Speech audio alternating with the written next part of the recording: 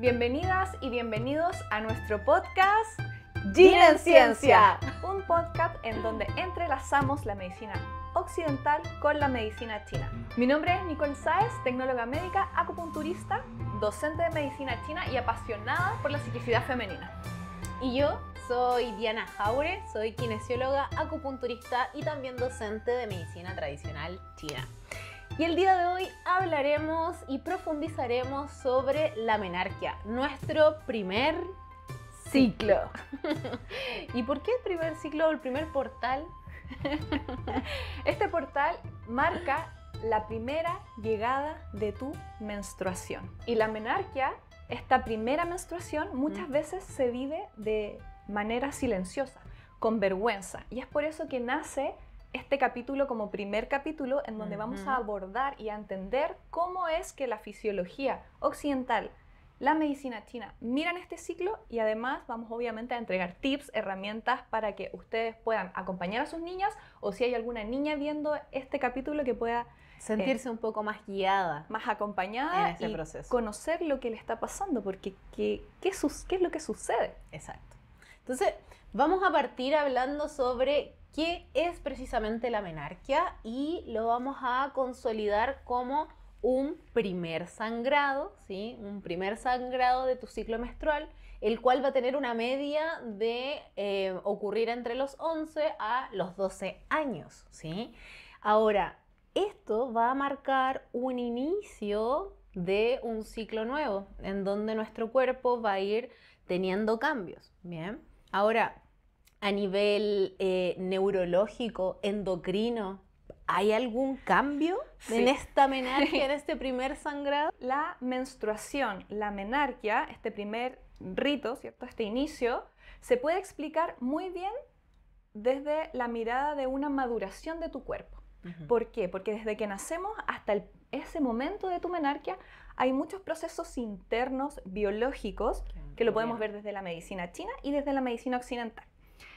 Y como este podcast va mezclando estas dos ciencias, vamos a partir con lo que es la mirada occidental, para que entendamos un poquito qué es lo que está pasando en tu cuerpo, en tu cerebro, en tu útero, en nuestros ovarios. Exacto. Todo inicia en el cerebro. En el cerebro tenemos un centro que comanda todo, ya lo vamos a imaginar así, una parte en particular que es el hipotálamo, ya para que lo vayamos interiorizando en nuestra cabecita. El hipotálamo, como centro de comando, manda una señal para activar una hormona que es la GnRH, la cual, a su vez, en el mismo cerebro, manda un estímulo a la hipófisis, específicamente la adenohipófisis. La adenohipófisis es como la secretaria de este centro comandador del hipotálamo y dice, ok, me llegó la señal, voy a activar dos hormonas, que es la FSH y la LH. Estas viajan por la sangre y ahí es lo que decíamos, o sea, nada está separado en nuestro cuerpo. El cerebro, imagínense, desde el cerebro manda una señal hacia nuestro útero, en donde el útero recibe, principalmente en el ovario, recibe este estímulo de estas dos hormonas, la cual los ovarios dicen, ok, ahora lanza las hormonas principales de tu ciclo menstrual, que es el estrógeno y la progesterona. Sin estas dos hormonas prácticamente no tendríamos ciclo, o sería un ciclo con alteraciones, irregular, etc. Entonces, para cerrar esto, es una maduración de tu sistema partiendo por este eje central que es el hipotálamo. El cerebro, exactamente. Así que en verdad esta mirada que abarca en cómo estas hormonas van viajando y activan para que pueda llegar tu menarquia, ¿verdad? Exactamente. Tu menstruación. Entonces, esta misma menarquia comienza a ser como esta gran red de procesos biológicos en donde todo comienza a cambiar dentro de nosotras, ¿cierto? Desde el aspecto hormonal, psíquico, emocional, y tu cuerpo va recibiendo cambios y estos ciclos tienen algunas características también, ¿no es cierto? Algunas características como de un periodo menstrual que puede conllevar irregularidades dentro del ciclo. Hay meses que podrían llegar, otros que no tanto. También dentro de este ciclo que algunos van a ser anovulatorios, es decir, que no vamos a ovular. Además, vamos a tener unas fluctuaciones no menores en el volumen del flujo sanguíneo o también en la durabilidad de este periodo menstrual. Y este mismo proceso no es un proceso que vaya a ser rápido, ¿no es cierto? Es decir, que llega la menarquia y que comience de inmediato regular, ¿va a demorar cuánto?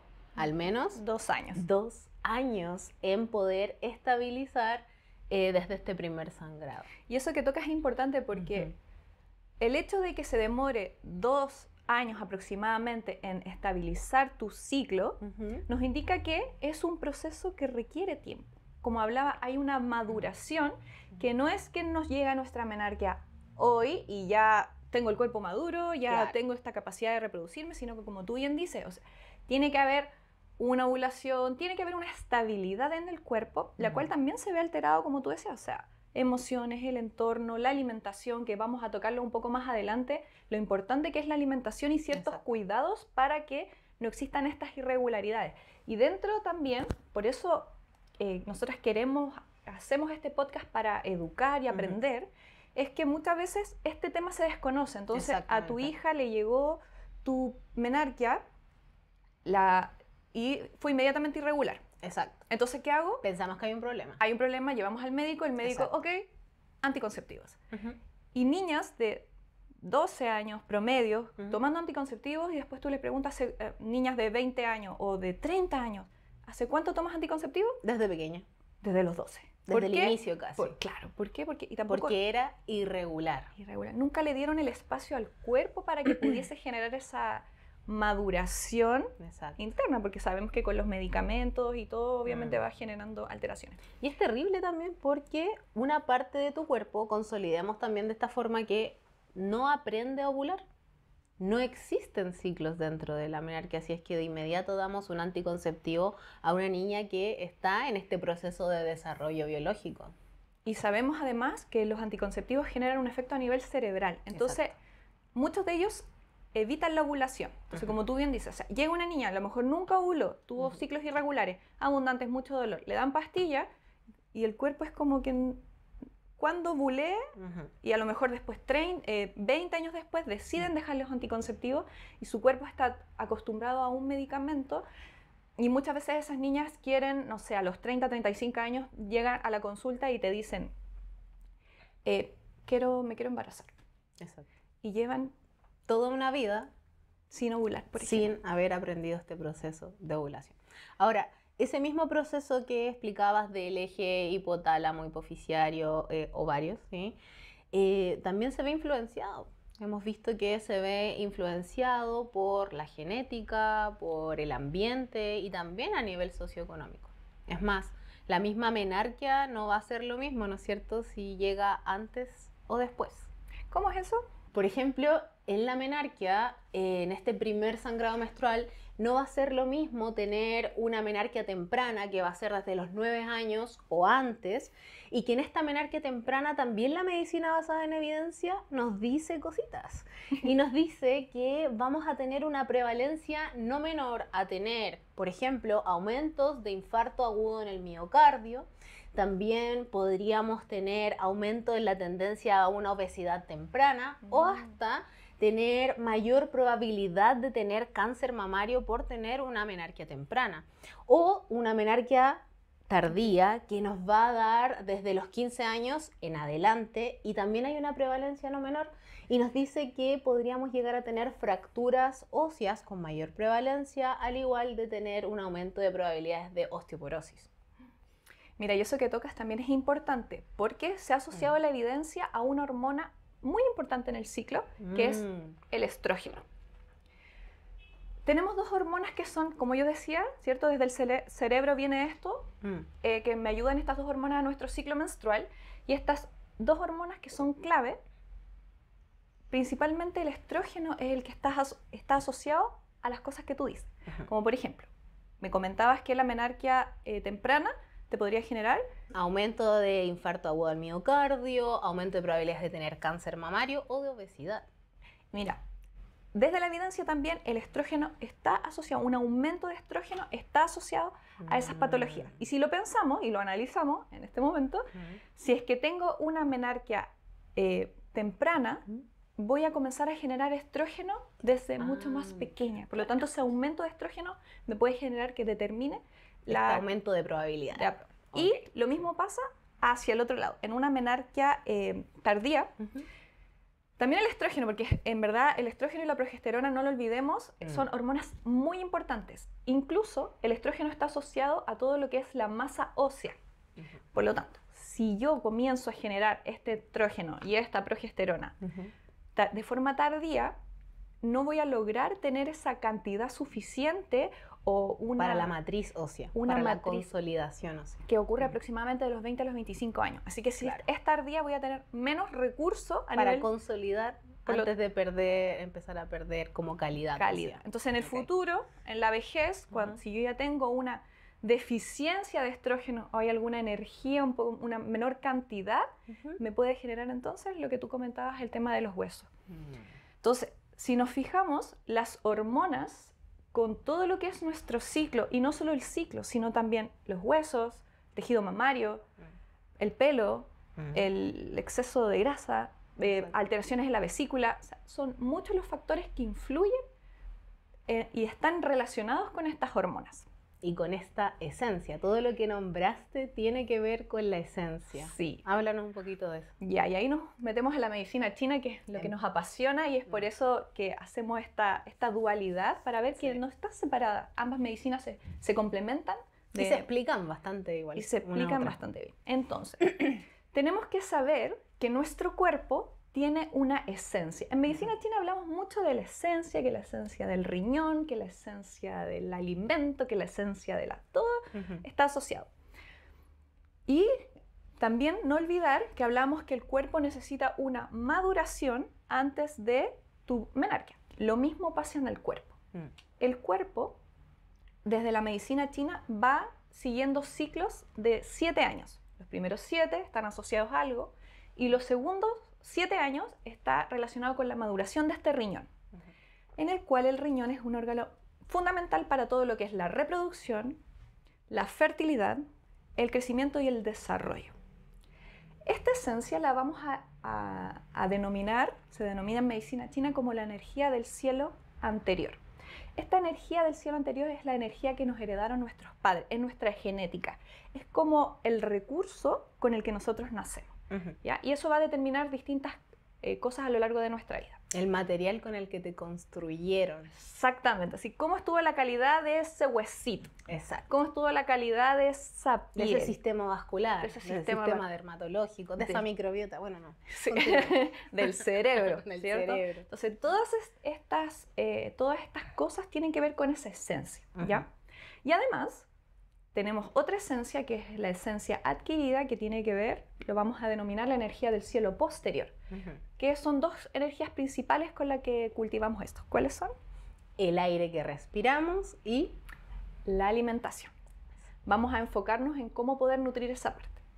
Volvemos a lo que es la esencia genética, ¿ya? Entonces, nuestra esencia, nuestro cielo anterior. En ese cielo anterior, en esa esencia, digamos, en relación al riñón, va a haber una maduración. Cuando llegamos a esa maduración, así como maduración a nivel cerebral, en esa maduración del riñón, va a aparecer esta esencia llamada tiangui. Los chinos a la menstruación no le dicen la regla. No, le dicen el agua celestial. ¿Ya? Es que viene de esa esencia, o sea, de como tú, y es bueno relacionarnos. ¿Qué tan importante es nuestra genética o nuestro ambiente, nuestra alimentación? Nuestro nivel socioeconómico. Nuestro nivel socioeconómico, ¿por qué? Porque va a determinar muchas veces si tengo una menarquia en el tiempo considerado normal o posterior. Posterior principalmente. ¿Ya? Entonces, desde la medicina china tenemos esta mirada que el tiangui es la esencia, es la calidad. Y si la dejamos de ver como la comparamos con la sangre que recorre por nuestras venas, los chinos dicen que es diferente a esa sangre, que tiene que ver con esto, con la esencia del riñón. Entonces, cuando hablamos del riñón, hablamos de la menstruación, podemos hablar también del hígado, del vaso páncreas, del corazón, vemos, y de otros canales que tú nos vas a contar un poquito más, vemos cómo al final el útero y todo lo que nos pasa a nivel del útero, a nivel de menarquia, en este caso de lo que estamos hablando, muchas veces su origen tiene que ver con otra parte. Por ejemplo, como para cerrar el tema anterior, si yo tengo una deficiencia en mi energía de riñón, que en la medicina china sabemos que el riñón tiene que ver, por ejemplo, con los huesitos. Exacto. Si yo tengo una deficiencia porque mi energía ancestral venía débil, yo tuve una menarquia tardía, me generó, ¿qué me generó? Osteoporosis, Alteraciones a los huesos. fracturas, exactamente. Porque también el cuerpo siento que te protege. Es como, a ver, ¿sabes qué? La esencia viene bajita. Así es que vamos a reservar un poquitito más de tiempo para que llegue tu primer ciclo, para que llegue tu primera pérdida de esencia, porque a todo esto, hablando de la esencia, cada vez que tenemos un sangrado menstrual conlleva esencia vital. Eso tiene sangre y esa esencia está ahí. Ahora, este mismo útero es aquel que va a estar gobernado en la medicina tradicional china por canales, es decir, todas estas líneas que vemos de distintos colores en nuestra modelo van a estar vinculados a canales que están vinculados con un órgano, una víscera, y ellos nos van a ir diciendo cómo funciona. Y en este caso, y en este tema en donde está vinculado nuestro útero, él va a estar gobernado por canales extraordinarios, o también llamados curiosos o maravillosos, ¿sí? Está vinculado a canales como el de Chiang Mai, que es aquel llamado como el mar de la sangre. De la sangre, ¿sí? El canal de Chiang Mai, un extraordinario que es el canal de la sangre, es el que va a estar vinculado a nosotras para las irregularidades del periodo menstrual. Es quien nos dona esa sangre, ¿sí? Y también nuestro útero está gobernado por otro canal extraordinario llamado el de Ren Mai, también conocido como el mar de todos los yin, ¿sí? Y desde ahí entonces será nuestro Ren Mai que esté bastante vinculado a procesos fisiológicos de nosotras. Es decir, está vinculado a la menarquia, está vinculado a nuestros procesos de fertilidad, del embarazo, y hasta van a estar vinculados al último proceso de nuestra menopausia. ¿Bien? Entonces, estos canales van a estar gobernando el útero para segregar mensualmente esta esencia vital, esta esencia convertida en sangre que se desborda mes a mes. Entonces, en la mujer, finalmente nuestros ciclos van cambiando cada 7 años, y es finalmente en este segundo ciclo en donde tenemos alrededor de 14 años en donde nace este hermoso tiangú, esta agua celestial, esta sangre menstrual. Qué bonito esa mirada de la medicina china y cómo aborda no solo el entendimiento de cómo llega esta sangre, de entender que no es la misma sangre que recorre por tus venas, sino que es una sangre especial que tiene esa esencia. Y dentro de esa esencia es importante, como hablamos de la energía del cielo posterior, cómo yo nutro esa esencia. Exacto. Cómo puedo ayudar, si es que yo tengo una niña que tiene una menarquia tardía, cómo puedo ayudarla, por ejemplo, desde la alimentación. Exacto. ¿Cuáles consejos le puedo dar a esa niña que sabemos a lo mejor que su riñoncito, genéticamente, energéticamente hablando, no tiene quizás la suficiente energía para que todo su proceso de maduración interno se genere cuando debiese ser? Exacto. Y dentro de eso queremos hablar un poquito de algunas recomendaciones. Exacto. Por ejemplo, cuénteme. Una de las cositas que pasa frecuentemente en una menarquia, en un periodo menstrual reciente, en donde estamos conociendo nuestro cuerpo, en donde uno dice, ¿qué es eso? Nunca me había dolido acá, ¿sí? En la zona baja, que en nuestra época, ¿qué le decíamos? No, me duele el útero de una El útero, decíamos, ¿sí? ¿Sí? No, pues, los ovarios. Me duele los ovarios. Me duele los ovarios, sí. ¿verdad? No, es que me duele los ovarios. Cuando uno estaba menstruando, tenías razón. Sí. Entonces, eso es lo primero que nosotras conocimos de ¿qué está pasando? Antes no tenía esto, antes no sentía esto, antes no tenía este dolor. Entonces, la primera recomendación se vincula a eso, a esa frase que decimos, me duele el útero, me duelen los ovarios. Ese dolor, desde la visión de la medicina tradicional china, está muy bien documentada y no es nada como desconocido. La verdad es que, como sea la temperatura de nuestros pies, va a ser aquella temperatura que tenga nuestro útero. Y eso es muy importante porque quizás en las mujeres hay como una frecuencia en donde normalizamos que los pies, las manitos o hasta las zonas laterales en los glúteos van a estar frías. Sí. Y ese frío ya te está comunicando que dentro de tu cuerpo habita un factor patógeno, que en este caso es climático, llamado frío en el interior. Por lo tanto, si tus pies están fríos, es muy normal o muy esperable que tu útero esté frío y con eso conlleve dolor. ¿Por qué?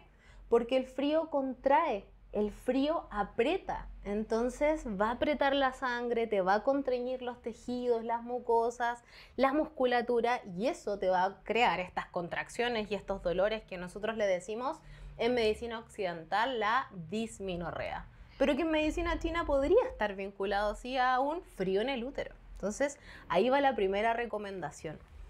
Prevenir la temperatura fría, no andes de pies descalzos tomando frío, ya que vamos a tomar a la modelo. Ya, sí, yo Vamos creo a que... tomar a la modelo y quiero que vean que en la planta del pie hay un punto de acupuntura. Este punto se llama riñón 1 a nivel occidental, y en medicina china se le dice el Yonghuan.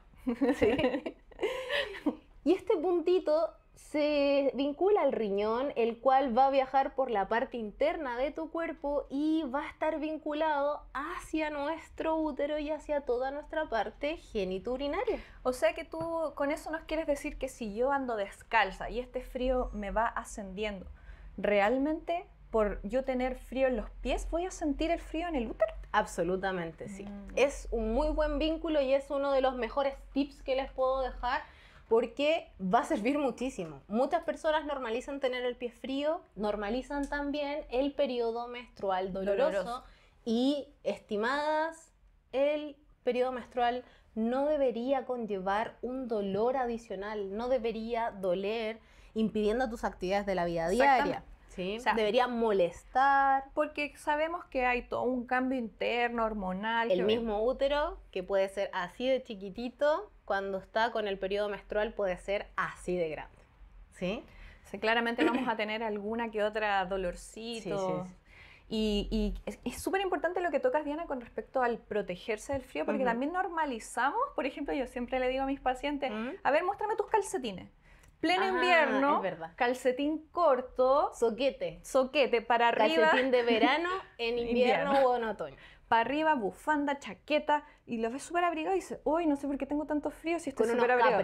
Con unos capri, claro. Con unos capri, soquetitos. Entonces ahora que ustedes ya saben cómo el frío entra y llega al útero, tener la consideración que si hace frío afuera, voy a tratar de buscar un calcetín grueso, alguna herramienta para evitar que ese frío penetre y me vaya a generar dolencias. Exactamente. Y el frío como externo también es un factor. Yo recuerdo también en mis diplomados, los libros que he leído, hablan, por ejemplo, si uno está menstruando, y tú hablas del meridiano, el mar de la sangre. Si uno piensa que el útero cuando menstrua se abre para que todo eso descienda. Si tengo mi útero abierto y yo voy, o sea, abierto, digamos, podemos imaginarlo energéticamente, claro, y literal porque está cayendo la sangre. Exacto. Si yo me expongo también, por ejemplo, a un baño frío, me meto al río. Estos que están de moda, sí, estos que están ahí bien. Medio controversial ese tema para mí, porque sí, está bien, en un capítulo lo podemos tratar, sí. Pero claro, estas tinas, por ejemplo, sumergirse en estas tinas con hielo puede ser bueno para algunas cosas. Y en algunos procesos. No en todos los momentos del ciclo. No. Y la medicina china, por eso también a mí me gustó mucho, porque se enfoca en el individuo y en su contexto del momento. O sea, si yo voy a ir con una terapia de hielo, y mi cuerpo está con buena energía, tiene buena esencia, tiene buen riñón, no tiendo a tener los pies y las manos frías, por ejemplo, ya, puedo ir, es verano, Pero si soy una persona que tiene dismenorrea, dolor en el útero, que tengo los pies fríos siempre, coágulos, dolor en el periodo menstrual, no sé si sería muy contraproducente ir a una tina con hielo. Lo sería. Continuamos. Sí. Ya, lo podemos hablar en otro capítulo. Ya. Me agarro de este tema de los fríos para también hablar sobre la alimentación. Porque también tenemos un factor patógeno climático que es el frío. Pero ¿qué pasa con lo que consumo? ¿Qué pasa si yo todos los días me estoy tomando una agüita con hielo? ¿Qué pasa si todos los días estoy comiendo en la mañana fruta congelada en un batido? ¿Qué pasa si estoy comiendo lechuga con apio todo el año? Todo el año. Ese factor Otoño, patógeno invierno, frío. ensalada. ¿Qué pasa con...? ¿Me impacta eso? Absolutamente. Cuéntanos. Te impacta muchísimo. Cuéntame más. Te impacta muchísimo, ¿sí? No debemos olvidar que la temperatura de nuestro cuerpo es calentita. Nicole, más o menos, ¿cuánto? ¿37? Sí, 37. 37 grados está en nuestro interior, por lo tanto, tenemos que almacenar este calor y conservarlo de la mejor forma posible. Así es que me cuido. Si en el exterior está frío, ese frío puede transportarse a mi interior. Entonces, me cuido de ese frío externo. Si adentro de mi sistema digestivo está calentito, ¿sí? Cerca de 37 grados, entonces mantengo una temperatura similar en lo que como, en lo que bebo, porque el consumir aquellos productos de ejemplo que diste nos van a otorgar una naturaleza fría o una naturaleza demasiado fresca. Y nosotros en el otoño y en el invierno no debemos refrescar el organismo, todo lo contrario, debemos intentar procurar reservar ese calor interno. Imagínense que fuéramos como una llama, ¿sí? Adentro hay como una fogata, así les hablo a mis pacientes sobre el yang del riñón, que es el que mantiene la termorregularidad. Si yo consumo un agua llena de hielo, yo voy a tomar y voy a estar consumiendo una energía importante que es la yang chi, toda la energía de fuego. Es como si metiera hielo y estoy apagando mi pequeña fogata en el interior y eso no me ayuda al metabolismo. El metabolismo se pone lento si está frío y eso es preocupante. Sí. Y eso hace estancamientos y eso genera síntomas. Entonces la idea es abrigar este calor en el interior y principalmente, mira, vean este modelo en donde en el tobillo, en el pie, yacen demasiados canales de riñón, de hígado, de vaso, entonces estómago. Entonces hay que cuidar esos canales con calcetines altos, abrigadores, para el invierno primeras capas idealmente, que tu zona lumbar en donde habitan los riñones esté completamente abrigadita, y el pecho y el cuello. Que finalmente en estas tres zonas son en donde ingresa el viento frío a nuestro cuerpo y puede provocarnos las conocidas dismenorreas, ¿sí? ¿Qué otra recomendación podríamos dejar también con este tema de menarquia? Recordemos que nuestra menstruación tenía que ver con esa esencia, ¿verdad? Ese tiangui, esa esencia vital que provenía del riñón. No olvidemos también que el útero es la punta del iceberg que representa muchos otros órganos. Tú hablaste del meridiano Chiang-Mai, hablaste de Ren-Mai como meridianos principales asociados a todo lo que es nuestro útero. Hablamos del riñón, del vaso páncreas y del hígado. ¿Por qué quiero hablar de los órganos? Porque para la medicina china el vaso páncreas y el estómago, que trabajan en conjunto, tienen que ver con la energía de los alimentos. ¿Sabemos? Todo lo que consumimos, esta parte se procesa, existe transformación de nutrientes a nivel de nuestra tierra, o sea, de este elemento que en medicina china es el vasopáncreas y el estómago. Toda esta nutrición me va a ayudar con mi esencia de la energía del cielo posterior, ¿ya? ¿Y por qué me enfoco en la nutrición? Aparte de lo que hablamos sobre los alimentos fríos, o sea, no solo voy a consumir alimentos que sean digamos, que cuiden tu temperatura, sino también alimentos que sean altamente nutritivos para la esencia. Para la esencia, si pensamos que estamos perdiendo esa esencia mes a mes, ¿qué es una sangre? ¿O qué? Alimentos que tengan hierro. Y aquí también me quiero pausar en algo importante. Nosotros cuando somos más pequeñas, o sea, bueno, al menos en mi crecimiento me pasó mucho el tema de la alimentación, de que que tenía que mantener un peso y estas dietas que uno hacía cuando eran chicas que te debilitaban mucho esta parte de tu sistema digestivo tan importante para la energía del cielo posterior, esta esencia. Y yo recuerdo, no sé tú, pero yo recuerdo que cuando yo era adolescente generaba, mi dieta era lechuga, poco carbohidrato, nada de grasas saludables, fruta fría, ¿ya? Y luego con el tiempo, bueno, yo tuve sí un desorden ahí hormonal y ahora con el tiempo estudiando me di cuenta de la importancia. Entendiste todo. Entendí todo. Todo lo que pasó. Por ejemplo, tenemos súper, ¿cómo se dice? Demonizado las grasas. Sí. No, que las grasas son malas, que no, porque los la grasa carbohidratos también están demonizados para los seres humanos.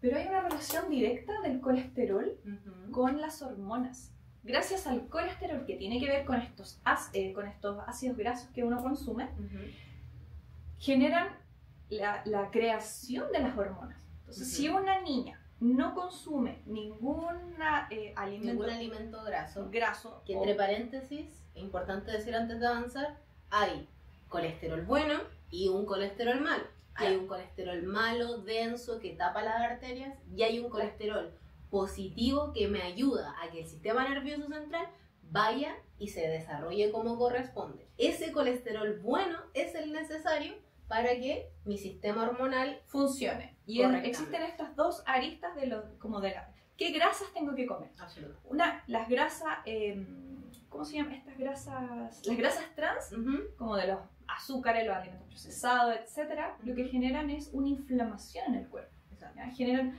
muchas alteraciones a nivel de este colesterol malo, el cual no es precursor hormonal.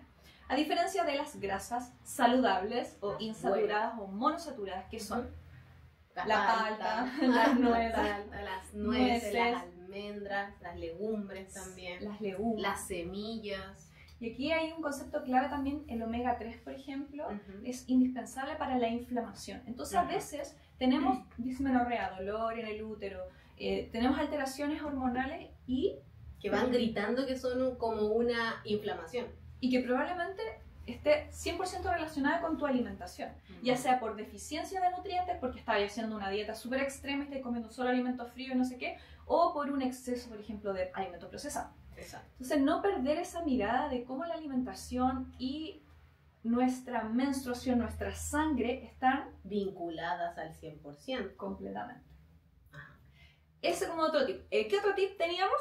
Ya, pero eso con la esencia, ahí también hay algo interesante que podemos agregar. Cuéntame. Por ejemplo, una parte es que como algo que me es útil para nuestro cuerpo, porque todo lo que comemos se convierte en sustancias vitales, como la calidad del chi, de la energía, ¿sí? La calidad de tu sangre y también la calidad de tus fluidos corporales. Y esto, lo que nosotros debemos hacer es tonificar y agregar esencia y calidad de esencia en lo que comemos.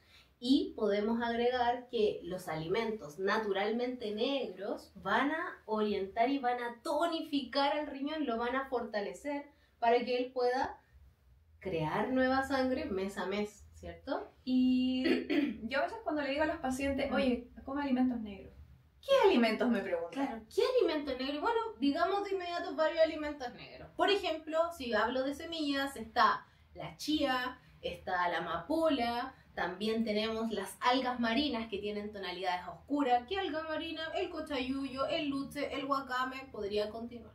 Un largo listado. Claro, también tenemos las legumbres negras, la lenteja negra, riquísima. Exquisita. Riquísima. Yo la hago más que todo con ensaladas. Así como ensalada, para no hacer una ensalada fría, una ensalada calentita con lentejas negras. También está el poroto negro. También, ¿qué más puede ser? El miso. ¿Qué más? A mí algo que me encanta recomendar para todo lo que es riñón, para tonificar es toda esta esencia, es el caldito de hueso. También eso sí. Que está asociado mucho a la fertilidad también. O sea, medicina china lo sustenta demasiado. Sí. Cuando hagamos nuestro capítulo de fertilidad, que no va a ser solo un capítulo, porque la fertilidad va a dar para largo, que tiene que ver con todo lo que hemos estado hablando, con la esencia, con la nutrición. Ahí vamos a hablar un poquito más de cómo nutrir esa esencia. Exactamente. En esto ya estamos. Exactamente, entonces para así como último tip, el caldo de hueso, y para que se queden que no solo es para nutrir el riñón, sino que va a nutrir de manera completa. Hoy en día están artículos científicos asociados a el proceso intestinal del caldito de hueso, así que anoten ahí caldito de hueso. Grasas buenas, grasas nutritivas van a beneficiar a nuestro cerebro. Si el cerebro está feliz, entonces todos los neurotransmisores y las hormonas que él dirige, que él vincula, van a estar felices también. Y una hormona feliz, un ciclo menstrual maravilloso, fluido. ¿Ya? Entonces, entender eso, todas estas aristas que son importantes. O sea, no es solo que te llega tu sangre y te llegó y listo, sino que hay muchas cosas, muchas herramientas que por eso la estamos visibilizando. La estamos visibilizando para que ustedes sepan que si hay alguna alteración, podemos hacer pequeños cambios, como por ejemplo abrigarse los pies o comer alimentos más cálidos que te van a ayudar a mejorar tu ciclo menstrual. Ya sea si estás teniendo recién tu menarquia o si ya llevas tiempo y ya tienes algún desorden, ya sabes todas estas cosas que van a generar un impacto en tu ciclo. Exacto, lo trascendental finalmente es escuchar a nuestro cuerpo, saber que si tengo un síntoma, hey, me duele un seno, sí, y me duele solo la zona lateral, o me duele el útero y me duele solo en esta parte, saber finalmente por qué, o sea, que sea nada más ni nada menos que una llamada de alerta o un mensaje de comunicación de como, o lo que hablábamos del útero frío, como te aviso que este dolor tiene que ver con que tengo mis pies muy fríos. Sí. Oye, y pensando en lo que estás diciendo, ¿has escuchado este término que existe hoy en día, que la menstruación es considerada el quinto signo vital? Lo he escuchado. Y es interesante porque ¿cuáles son los signos vitales? Por ejemplo, la frecuencia cardíaca, la frecuencia respiratoria, está también la temperatura y la presión arterial. Y además ahora se suma tu menstruación, tu ciclo. Por lo tanto, con todo lo que hablamos del riñón, de los otros órganos, de la esencia, no podemos entonces dejar atrás que entender que ese ciclo menstrual nos va a entregar una información. Cómo esté tu ciclo, cómo sea, si tuviste una menarquia adelantada, una menarquia tardía, si tienes demasiado tiempo en que tu menstruación aún no se regulariza, eso nos va a entregar información para saber el estado general de tu cuerpo, porque es considerado entonces un signo vital. Exactamente. Y eso hace desde la medicina occidental también que tome un peso que se ha perdido. ¿Por qué? Porque en la ancestralidad, todo lo que es estuve investigando sobre cómo, por ejemplo, se vivía la menarquia o la importancia del ciclo en la India, en África, en China, en los pueblos acá originarios. Es muy diferente a cómo se ve ahora. En general como un hito importante y que es un rito, ojalá. Es un rito porque es el inicio de tu ciclicidad femenina y en algunos lugares hacen fiesta, manifestación y ritualizan toda esta parte, todo este ciclo, todo este inicio, pero en China es más hermético, es más cerrado, pero lo que sí que es maravilloso de lo que leí es justamente lo que estamos hablando. Cómo en China y en la antigüedad se aconsejaba, cuando a ti te llegaba tu menstruación, tu menarquia, es nutrirte, comer alimentos que tonifiquen tu esencia, abrigarte, abrigar tu zona lumbar, abrigar tus pies. Entonces, esto no es algo nuevo que se esté viendo, sino que es algo que es ancestral. Y desde eso, como también para cerrar un poco todo este tema, es si tienes una hija, si tienes una sobrina, si tienes algún familiar o tú misma que a lo mejor estás viendo este podcast y quieres recordar cómo fue todo este proceso. Claro, cómo fue tu primera menstruación, este primer portal, o qué va a pasar cuando me llegue, es entender todos estos conceptos y no dejar de lado a la familia. Siempre es importante, ojalá, a la niña que le llegue su menarquia, tener información directa de las experiencias de su madre, de su hermana, de su tía, para que no sea un proceso como quizás lo vivimos nosotras, desde el miedo, desde la vergüenza, desde, no sé, cómo te pasaba las toallitas higiénicas en el colegio, así como, que nadie te vea. O como, amiga, voy a pararme, tú veme por favor, si es que ya me manché, o no me manché, pero disimulado. Y uno se paraba. Sí. Y uno se paraba y uno después miraba como... ¡Qué bueno! Entonces, ojalá que esto vaya cambiando con este tipo de información. Exacto.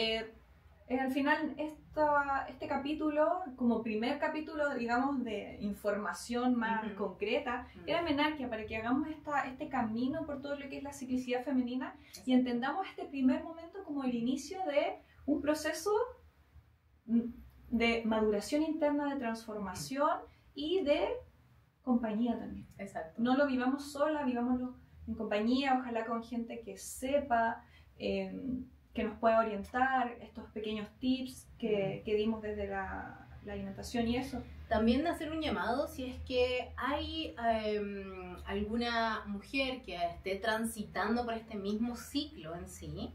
Quizás cuéntanos ahí abajo si tienes preguntas, dudas, consultas de esta misma menarquia y de cómo es este principio. ¿Sí? Si tienes preguntas, consultas, tanto de qué piensa de X cosa la medicina occidental, o qué piensa o qué visión tiene la medicina china con esto puntual que me pasa, por favor, escríbenos, que nosotros vamos a intentar siempre estar lo más atentas posible a estos comentarios y claramente que los vamos a responder.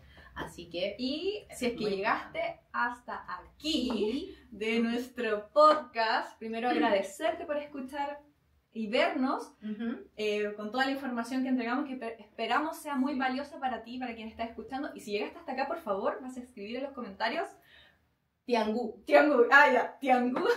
O menarquio, si quieres nos puedes contar sobre cómo fue tu primera menstruación, o si hay alguien en tu familia, tu hija, va a llegar su primera menstruación. Escríbenos, coméntanos, compártenos. La idea es visibilizar esto lo más que podamos. Y eso. Y se vienen muchas cositas más. Sí, así que nos vamos a ver en el próximo capítulo, que va a ser sobre ciclo menstrual. muy Entretenido, muy dinámico. Los invitamos a vernos entonces, a seguirnos en las redes sociales, a seguirnos y a seguir acompañándonos, y nosotros siempre daremos lo mejor de nosotras, porque estamos en este podcast llamados Gina en Ciencia. Chao. Bye bye.